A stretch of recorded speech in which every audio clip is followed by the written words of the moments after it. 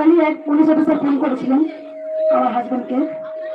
তা ওনার এক রিলেটিভ খুব অসুস্থ, উনি নাম্বারটা, উনি একজন এক জায়গায় উনি বড় পুলিশ অফিসার, তিনি নাম্বারটা আমার হাজবেন্ডের নাম্বারটা ওনাকে দেন।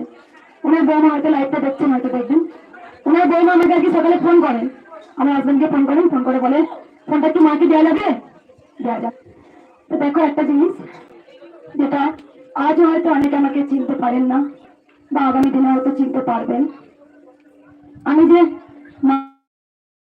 মায়ের কথাটা চোখের মনে, সেটা আমি বলে বোঝাতে পারবো না। তাই আমি বলছি খুব অসুখ হয়েছে, তা একটু, আমি ঠিক আছে মা।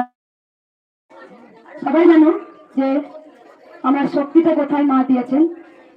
আমি যখন বুড়ো আঙুলে করে যখন মাটিতে ঝাড়ছি, ওনার নাম বললেন মা। উনি অতিরিক্ত ঘুমের ওষুধ খেতেন, ফোনে উনি লাইনে আছেন।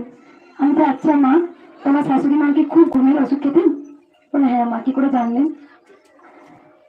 কেমন করে জানলেন?